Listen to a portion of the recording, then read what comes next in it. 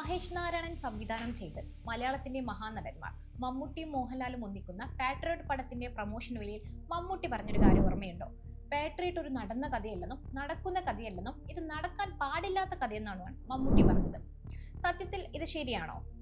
രാജ്യത്തിന്റെ ഭരണം കൈയാളുന്നവർ തന്നെ പൗരന്മാരുടെ ഓരോ ചലനങ്ങളും അറിയുന്നതിനായി നിർമ്മിച്ചെടുത്ത ഒരു സർവൈലൻസ് സംവിധാനം, അത് തങ്ങളോടൊപ്പം ക്യാബിനറ്റ് മീറ്റിംഗിൽ ഇരിക്കുന്നവരുടെ മുതൽ ഏറ്റവും സാധാരണക്കാരായ കുട്ടികളുടെ വരെ മൊബൈലുകളിലും ലാപ്ടോപ്പുകളിലും ഘടിപ്പിക്കുന്നതും അതുമായി ബന്ധപ്പെട്ട കാര്യങ്ങളുമാണ് സിനിമയുടെ ഇതിവൃത്തം. ഇനി ഒന്ന് ആലോചിച്ചു നോക്കൂ. പ്രമോഷൻ അഭിമുഖത്തിൽ മമ്മൂട്ടി പറഞ്ഞതുപോലെ ഇത് നടക്കാത്തൊരു കഥയാണോ? പെഗാസസ് എന്ന് കേൾക്കാത്തവരാണോ നമ്മൾ? സഞ്ചാർ സാധി എന്ന ആപ്പിനെ കുറിച്ച് കേട്ടിട്ടില്ലേ നാം? എങ്കിൽ മമ്മൂട്ടി പറഞ്ഞത് ശരിയാണല്ലോ എന്ന് തോന്നാം. സമാന പേരുകൾ നിങ്ങൾക്ക് സിനിമയിൽ കാണാനാവും. പെരിസ്കോപ്പ് എന്നും സമാജ് സേവ എന്നും ഈ പേരിലുള്ള രണ്ട് സ്പൈവെയർ പദ്ധതികളെ ചുറ്റിപ്പറ്റിയാണല്ലോ സിനിമയുടെ കഥ കൂടുതൽ ഗൗരവമാകുന്നത്.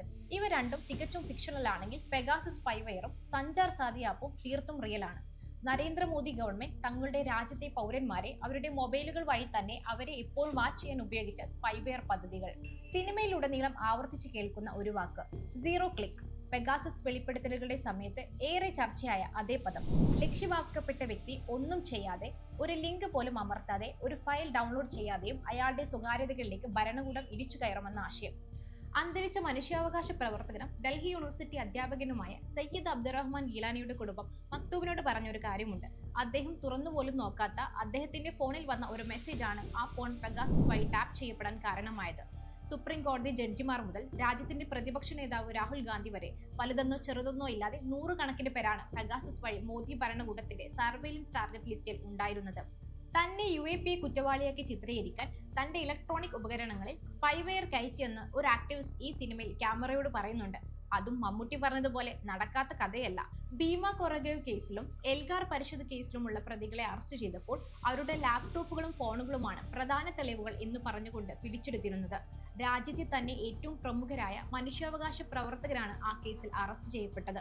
എന്നാൽ തുടർന്ന് നടന്ന നിയമ പോരാട്ടത്തിൽ ആ ലാപ്ടോപ്പുകൾ സ്പൈവെയർ വഴി ഹാക്ക് ചെയ്യപ്പെട്ടതാണെന്നും അങ്ങനെ തെളിവുകൾ കയറ്റിയതാണെന്നും ലോക പ്രശസ്തമായ ലാബുകൾ കണ്ടുപിടിച്ചു.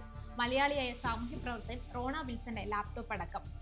നിങ്ങളുടെ എല്ലാ മൊബൈൽ ഫോണുകളിലും നിർബന്ധമായും സഞ്ചാർ സാധി എന്ന ആപ്പ് ഡൗൺലോഡ് ചെയ്യണമെന്ന മോദി സർക്കാരിന്റെ ഉത്തരവ് ലീക്കായത് കഴിഞ്ഞ മാസങ്ങളിലാണ്. വൻ പ്രതിഷേധത്തെ തുടർന്ന് അത് പിൻവലിക്കേണ്ടി വന്നു ഭരണകൂടത്തിന്. ഭീകര തുക ചെലവായി വരുന്ന ഇസ്രായേൽ നിർമ്മിത പെഗാസസിനേക്കാൾ ഈസിയായി ഇവിടുത്തെ പൗരന്മാരെ നിരീക്ഷിക്കാൻ പറ്റുന്ന സർക്കാരിന്റെ മറ്റൊരു ശ്രമമായിരുന്നു സഞ്ചാർ സാധി. നടന്മാരും സംവിധായകനും സമ്മതിച്ചില്ലെങ്കിലും ഇന്ത്യ എന്ന സർവൈലൻസ് സ്റ്റേറ്റിനെ വിമർശിക്കുന്ന ചലച്ചിത്രമാണ് പാട്രിയോട്ട്. അതും മാസ് പ്രൊപ്പഗാൻഡ പടങ്ങൾ, ഗവൺമെന്റ് PR പീസുകളും വിദേശ പ്രചാരണായുധങ്ങളുമായി മാറുന്ന ഈ കാലത്തുള്ള ഒരു ധീരശ്രമം.